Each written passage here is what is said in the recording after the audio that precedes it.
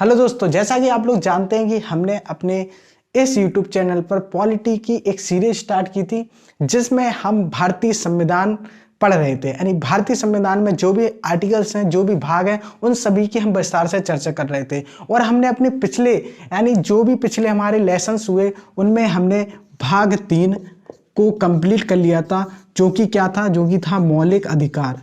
हमने मौलिक अधिकार तक सारी बातें कंप्लीट कर ली थी।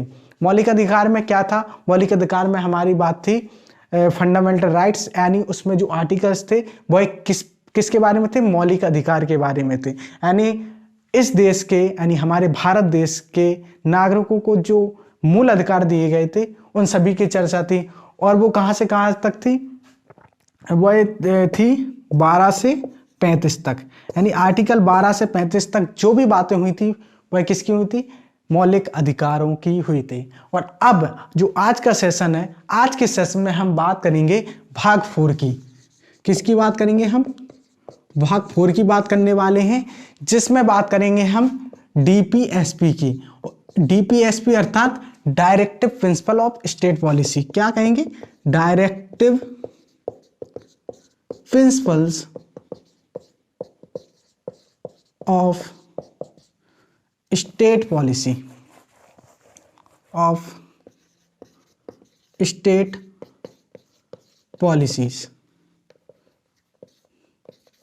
ठीक, इसको हिंदी में हम कहते हैं राज्य के नीति निर्देशक तत्व। राज्य के नीति निर्देशक तत्व। आज हम बात करेंगे राज्य के नीति निर्देशक तत्व। और ये जो भाग 4 है ये बहुत ही इंपॉर्टेंट हो जाता है, क्योंकि इस भाग से निश्चित ही किसी न किसी कॉम्पिटिटिव एग्जाम में इसमें क्वेश्चन आते ही हैं। तो आज हम इसकी चर्चा करने वाले हैं। और भाग 4 में हमारे आर्टिकल कहाँ से कहाँ तक हैं? 36 से 51 तक। यानी आर्टिकल 36 से 51 तक जो भी बातें होंगी वह हमारे किससे संबंधित होंगी? भाग 4 से संबंधित होंगी। अर्थात किससे संबंधित होंगी? Directive principles of state policy से संबंधित होगी। चलिए इसको हम शुरुआत करते हैं, देखते हैं लाइन बाय लाइन एक एक करके हम सारे ही आर्टिकल्स को समझने वाले हैं कि अर्थात इसमें क्या क्या कह रखा है। चलिए देखते हैं, करते हैं अपनी वीडियो को स्टार्ट। चलिए दोस्तों, तो शुरुआत करते हैं हम डीपीएसपी को। चलिए बात करते हैं हम डीपीएसपी की। तो डीपीएसपी सबसे पहले हम समझते हैं कि इसे जब हमारे भारतीय संविधान में जोड़ा गया तब, क्योंकि आप लोग सभी जानते हैं कि हमारा जो संविधान है वो कई देशों के संविधानों से कुछ कुछ बातें लेकर हमारे यहाँ पर जोड़ी गई हैं। यानी हर किसी न किसी देश से कुछ जो भी अच्छे वहाँ के कानून थे, नियम थे, उन सभी को हमारे यहाँ लाया गया, उन सभी में इम्प्लीमेंट किया गया, कुछ अच्छा और जोड़ा गया और उसको बनाकर तब हमने अपने संविधान को तैयार किया था। ठीक, तो उसी के तहत यानी भाग 4 यानी डीपीएसपी को भी किसी दूसरे देश के संविधान से भी लिया गया है। जैसे कि हमने अपने संविधान को आयरलैंड के, यानी जो हमारा डीपीएसपी है उसको हमने आयरलैंड से लिया था। यानी जो हमारा भाग 4 है उसको हमने आयरलैंड से लिया था। कहाँ से लिया था? आयरलैंड से। और आयरलैंड ने भी डीपीएसपी को किसी दूसरे देश से लिया था, वह था स्पेन।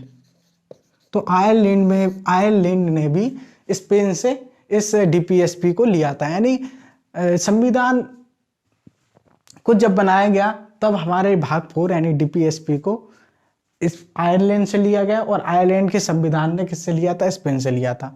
तो ये तो रही बात कि डीपीएसपी जो हमारा भाग है किस दूसरे देश से लिया गया। तो हमने लिया था आयरलैंड से और आयरलैंड ने कहाँ से लिया था? स्पेन से लिया था।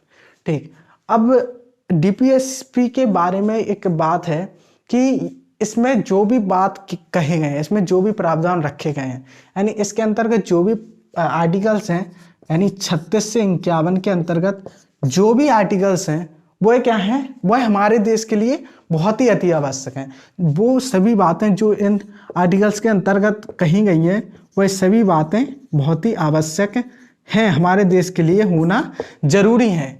लेकिन क्या है, जब हमारा देश का संविधान बन रहा था तब हमारे देश के पास इतने धन व संसाधन उपलब्ध ना होने के कारण, यानी हमारे देश के पास इतने संसाधन और धन उपलब्ध नहीं था कि डीपीएसपी को क्या किया जा सके कि जरूरी बना, मतलब आवश्यक तो है लेकिन ये जरूरी, मतलब इसको सरकार देना चाहे तो दे सकती है, नहीं देना चाहे तो नहीं दे सकती। मतलब सरकार के ऊपर है कि वह इसको, यदि इसके अंतर्गत जो भी बातें कही गई हैं वह यदि देना चाहे तो देगी, नहीं देना चाहे तो नहीं दे सकी। यानी सरकार के ऊपर हम उसको बाध्य नहीं कर सकते कि इस भाग के अंतर्गत यानी डीपीएसपी के अंतर्गत जो भी बातें कही गई हैं वो हमें मतलब आप दे ही दें। ठीक, तो ऐसा क्यों हुआ? क्योंकि हमारे देश के पास जब हमारा संविधान बन रहा था तब क्या था, धन और संसाधन की कमी थी, जो कि क्या हो हमारे इस भाग में कही गई सभी बातों को पूरा कर सके। तो हमारे इसमें साफ साफ, जब इसको आप भारतीय संविधान में पढ़ेंगे तो इसमें साफ साफ लिखा गया है कि ये तत्व भारत देश के लिए आवश्यक तो है, लेकिन संविधान बनाते समय हमारे देश में धन व संसाधन नहीं थे, इसलिए यह सरकार पर निर्भर करता है कि वह इसमें लिखी हुई बातों को जनता तक पहुंचाए या ना पहुंचाए। ठीक, तो इसमें साफ साफ लिख रखा है। इसलिए एक प्रसिद्ध अर्थशास्त्री थे केटी शाह। उन्होंने कहा कि राज्य के नीति निर्देशक तत्व बैंक के उस चेक के समान है जिसका भुगतान बैंक अपनी इच्छानुसार करती है। क्या कहा था, एक बार फिर से सुन लेते हैं। इसीलिए केटी शाह, जो उस समय भारतीय संविधान जब बन रहा था तो संविधान सभा के सदस्य भी थे और एक प्रसिद्ध अर्थशास्त्री भी थे, उन्होंने कहा था कि राज्य के नीति निर्देशक तत्व बैंक के उस चेक के समान है जिसका भुगतान बैंक अपनी इच्छा अनुसार करती है। अर्थात यदि हम अब इसको अपने जनता या देश के ऊपर लाएं तो कहेंगे कि राज्य की नीति निर्देशक तत्व क्या है, मतलब इनका प्रयोग, मतलब इनमें जो बातें कही गई हैं वो जनता को तभी मिल सकती हैं जब सरकार चाहे, यानी सरकार चाहे तो दे भी सकती है और नहीं चाहे तो नहीं भी दे सकती है। तो इसमें सरकार को जनता बाध्य नहीं कर सकती है कि हमें ये चीज़ें मिलनी ही चाहिए। जैसे आगे हम आपको जब आर्टिकल्स में इसको बताएंगे तो आपको पता चलेगा। और इसका जो उद्देश्य डीपीएसपी का जो उद्देश्य था वह केवल एक सामाजिक एवं आर्थिक लोकतंत्र की स्थापना करना था। यानी सामाजिक एवं आर्थिक लोकतंत्र की स्थापना मतलब सभी लोग सामाजिक रूप से और आर्थिक रूप से समान रहे, इसलिए इस डीपीएसपी को बनाया गया था। ठीक, तो चलिए देखते हैं डीपीएसपी में जो आर्टिकल्स लिखे हैं वो क्या कहते हैं, उनकी भी बात कर लेते हैं। चलिए दोस्तों, बात करते हैं आर्टिकल्स की। तो आर्टिकल सबसे पहले देखते हैं आर्टिकल 36।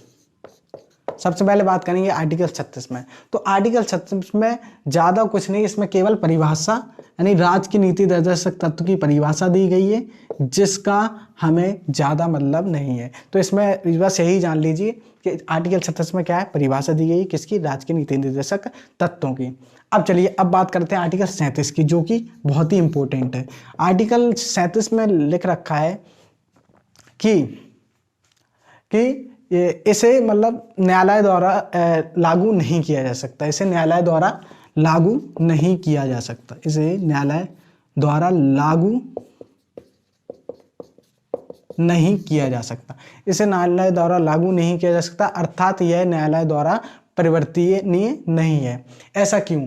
जैसा कि हमने जब आपको डीपीएसपी अभी इसके पहले ही मैंने बताया कि ये सरकार के मतलब सरकार चाहे तो दे भी सकती है, नहीं भी दे सकती है। तो इसलिए इसको क्या किया गया है, 37 आर्टिकल 37 में साफ साफ कह दिया गया है कि यह न्यायालय द्वारा लागू नहीं किया जा सकता, अर्थात इसे न्यायालय भी बाध्य नहीं कर सकती कि आप इसमें जो भी लिखा है वह आप जनता को दें, या जनता को यदि नहीं मिलता है कोई भी चीज़, जैसे मान लीजिए कि सरकार ने कोई योजना प्रारंभ की, जैसे राशन कार्ड की योजना है, उसने क्या की, राशन कार्ड की योजना प्रारंभ की, यदि अब उसने प्रारंभ तो कर दी, अब ये योजना किसके अंतर्गत है, डीपीएसपी के अंतर्गत है, इसको आगे हम बताएंगे।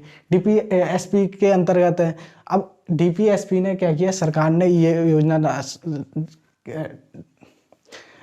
प्रारंभ की कि सभी जो भी मतलब जो बिलो पॉवर्टी लाइन के नीचे हैं उनको क्या राशन कार्ड दिया जाएगा। ठीक, उनको क्या दिया जाएगा, राशन कार्ड दिया जाएगा। अब यह निश्चित ही नहीं है कि जो व्यक्ति बिलो पॉवर्टी लाइन यानी बीपीएल के जो नीचे हों उन सभी को यह क्या हो, राशन कार्ड प्राप्त हो जाए। ऐसा निश्चित तो है नहीं, क्योंकि कोई ना कोई व्यक्ति रह ही जाएगा जिसको इस योजना से वंचित रह जाएगा। तो ऐसी स्थिति में जो व्यक्ति भी इस योजना से वंचित रह जाएगा, वो चाहे तो क्या कर सकता है, वो चाहे मतलब वो कहेगा कि मुझे नहीं मिला, तो वो क्या कर सकता है, न्यायालय में जाकर इसकी याचिका दायर कर सकता था। इसी चीज को रोकने के लिए सरकार ने क्या 37 में क्या लिख दिया कि यह न्यायालय द्वारा प्रवृत्ति नहीं है, अर्थात इसे न्यायालय द्वारा लागू नहीं किया जा सकता। अर्थात व्यक्ति चाहे भी तो इसकी शिकायत न्यायालय में नहीं कर सकता कि मुझे राशन कार्ड की सुविधा प्राप्त नहीं हुई है, क्योंकि आर्टिकल 37 में साफ साफ लिख रखा है कि यह न्यायालय द्वारा प्रवृत्ति नहीं है। अर्थात इसमें जो भी यदि आप इसमें लोग क्या कर सकते हैं, इसकी शिकायत न्यायालय में नहीं कर सकते हैं। ठीक, तो ये सब बातें इसमें हैं, ऐसी ही कई चीज़ें हैं जो इसमें दी गई हैं। अब आगे हम इसको और अच्छी तरह से समझेंगे। अब बात करेंगे हम आर्टिकल 38 की। आर्टिकल 38 में बात की गई है कि लोक कल्याण की अभिवृत्ति की क्या कही गई है, इसमें चर्चा की गई है लोक कल्याण की अभिवृत्ति। अर्थात सरकार जनता का क्या करेगी, कल्याण करेगी। अर्थात इसमें बात की गई है कि सरकार जनता का कल्याण करेगी। अब कल्याण कैसे करेगी, कल्याण करने के लिए जैसे अभी हमने बताया कि राशन कार्ड की योजना चला दी, या प्रधानमंत्री आवास योजना जैसी, या प्रधानमंत्री उज्ज्वला योजना, ऐसी कई सारी योजनाएं चलाकर क्या करेगी, सरकार जनता का कल्याण करेगी। जैसे कि अभी हमने राशन कार्ड का एग्जाम्पल लिया था, राशन कार्ड हो गया, प्रधानमंत्री आवास योजना हो गया, आवास योजना, या उज्ज्वला योजना हो गया, उज्ज्वला योजना। इस प्रकार की योजनाएं बनाकर सरकार जनता का कल्याण करेगी। ठीक है, इसमें बात यही की गई है। लेकिन फिर इसका एक और ऐसी एग्जाम्पल ले लें कि यदि किसी व्यक्ति को प्रधानमंत्री आवास योजना का ये जो योजना का लाभ प्राप्त नहीं होता है, तो वो ऐसी स्थिति में न्यायालय के पास नहीं जा सकता, क्योंकि इसमें साफ कह रखा है आर्टिकल 37 में कि इसके अंतर्गत जो भी बातें हैं उन सब के लिए आप न्यायालय में नहीं आ सकते। ठीक, तो ये आप आर्टिकल 38 को भी समझ गए। अब आर्टिकल 39 की बात करते हैं। आर्टिकल 39 में क्या लिखा है इसकी बात कर लेते हैं। आर्टिकल 39 में रख रखा है कि समान कार्य के लिए स्त्री तथा पुरुष को समान वेतन दिया जाएगा। क्या रखा है इसमें, समान कार्य के लिए स्त्री व पुरुष को समान वेतन दिया जाएगा। इसमें ये कहा है, और संसाधनों का उचित वितरण होगा, एवं संसाधनों का उचित वितरण किया जाए। ये बात किसमें कह रखी है, आर्टिकल 39 में। एक बार फिर से देखते हैं क्या क्या रखा है इसमें। कह रखा है कि समान कार्य के लिए स्त्री एवं पुरुष को समान वेतन दिया जाए एवं संसाधनों का उचित वितरण किया जाए। ये बात हमारे आर्टिकल 39 में की गई है। ठीक, अब इसकी आगे बात करते हैं आर्टिकल 40 की। यार रुको, इसके पहले एक और है आर्टिकल 39 का, उसको भी हम देख लेते हैं, फिर 40 में आएंगे।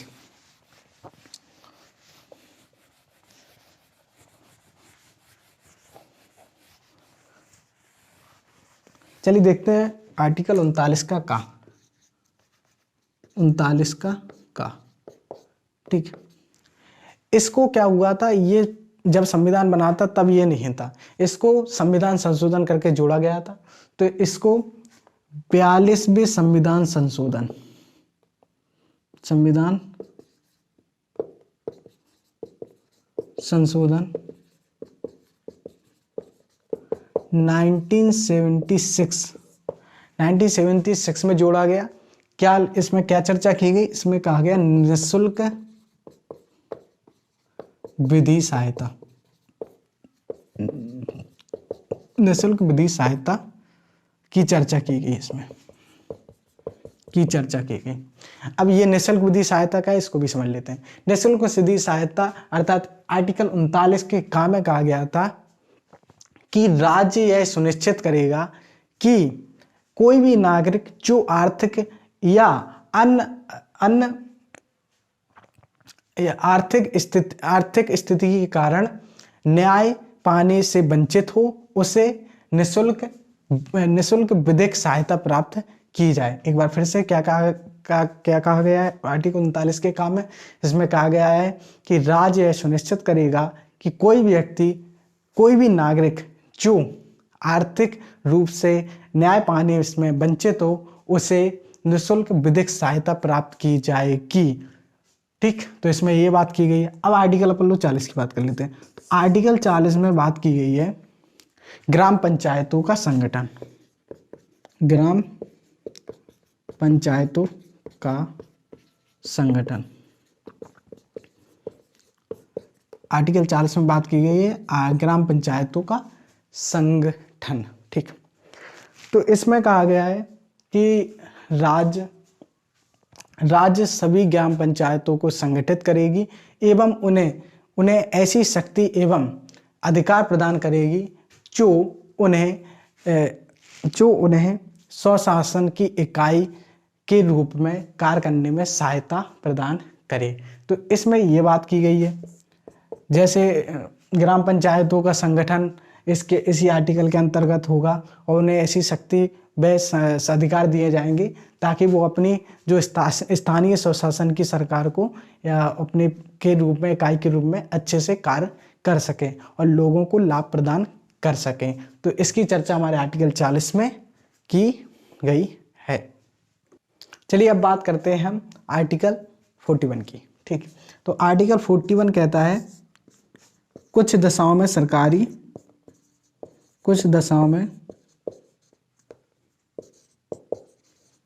सरकारी सहायता उपलब्ध कराना, सरकारी सहायता उपलब्ध कराना। अब इसका क्या मतलब है, जैसे कि विधवा पेंशन उपलब्ध कराना या वृद्धा पेंशन, ये इसमें उदाहरण हो सकते हैं। जैसे विधवा पेंशन और वृद्धा पेंशन ये क्या है, कुछ दशाओं में, मतलब विधवा है तो उसको विधवा पेंशन दी जा सकती है, वृद्धा पेंशन सरकार इसको दिला सकती है। और जैसे हम एयरपोर्ट पर जाएं, यदि कोई व्यक्ति विकलांग है तो उसको सरकार क्या करती है, एयरपोर्ट में एक साइकिल का ऑप्शन होता है, मतलब विकलांग मतलब हैंडीकैप साइकिल होती है, तो उसके लिए उसको वो एयरपोर्ट में कहीं भी आने जाने के लिए उसको वहाँ पर वो उपलब्ध कराई जाती है। तो ये क्या है, सरकार की तरफ से ऐसे व्यक्तियों को क्या दिया जाती है, ये सहायता उपलब्ध कराई जाती है। या हम कहीं भी हॉस्पिटल में जाते हैं तो हॉस्पिटल में भी क्या होता है, जो विकलांग होते हैं उनके लिए स्पेशल हैंडीकैप साइकिल का प्रयोग करते हैं, तो वो भी क्या है, एक सरकारी सहायता होती है। वो किसके अंतर्गत आती है, आर्टिकल 41 के अंतर्गत आती है। ठीक, तो इसी प्रकार की कई जगह सरकार ऐसे व्यक्तियों की सहायता करती है और वो किसके अंतर्गत करती है, आर्टिकल 41 के अंतर्गत करती है। चलिए अब हम बात करते हैं आर्टिकल 42 की। तो आर्टिकल 42 में कह रखा है कि कार्य संगत की मनुचित दशा एवं प्रसूति सहायता उपलब्ध कराना। अब इसको हम समझते हैं, पहले लिख लेते हैं। कार्य संगत की मनुचित दशा एवं प्रसूति सहायता उपलब्ध कराना।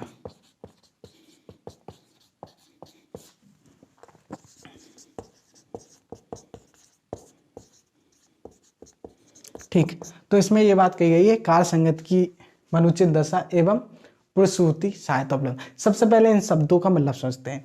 मनुचित दशा कार्य संगत की, कार्य संगत मतलब कोई व्यक्ति है, जैसे कोई व्यक्ति है वह बीमार है, अब वो कोई काम कर रहा है, जैसे लोहे की फैक्ट्री में एक बंदा है जो काम करता है और वह क्या है, बीमार है। तो ऐसी स्थिति में जब वह बीमार हो तो उस फैक्ट्री वाले की यह उसको बताया गया है कि वह उस जो बीमार व्यक्ति है उसको क्या है, एक दिन की छुट्टी दे या उससे कम जोखिम वाला काम कराए क्योंकि उसकी तबीयत खराब है। ठीक, तो इसमें वही है कि कार्य संगत की मनुचित दशा है, यानी व्यक्ति किस दशा में है उस हिसाब से उस व्यक्ति को काम लिया जाए, यानी यदि उसको ज़्यादा बीमार है तो उसको छुट्टी दे देनी चाहिए। तो इसके अंतर्गत ये बात की गई। अब प्रसूति सहायता उपलब्ध कराना मतलब प्रसूति सहायता, जैसे कोई महिला गर्भवती है तो उसको क्या हो 6 महीने के पहले डिलीवरी के 6 महीने पहले और डिलीवरी के 6 महीने बाद तक की क्या दिए जाए, उसको छुट्टी दी जाए और उसको वहाँ उसकी जो सैलरी है वह नहीं काटी जाए। तो ऐसी स्थिति में हमारी क्या होती, प्रसूति सहायता उपलब्ध कराना। और यह क्या है, यह बाध्य नहीं है क्योंकि डीपीएसपी में है। तो डीपीएसपी में बात की गई है कि सरकार द्वारा बाध्य नहीं है, मतलब न्यायालय द्वारा बाध्य नहीं है, यानी सरकार देना चाहे तो दे भी सकती है, नहीं देना चाहे तो नहीं दे सकती। लेकिन इसमें क्या कहा गया है, इसमें कहा गया है कार्य संगत की मनुचित दशा एवं प्रसूति सहायता उपलब्ध कराना, इसमें बात की गई है। ठीक है, तो आई होप आप लोग समझ गए होंगे आर्टिकल 36 से आर्टिकल 42 तक क्या क्या बातें की गई हैं, आप लोग समझे होंगे। अब इसके आगे जो भी मतलब आर्टिकल 43 से आर्टिकल 51 तक जो भी बातें हैं हम अपने अगले लेक्चर में करेंगे। तब तक के लिए गुड बाय, धन्यवाद।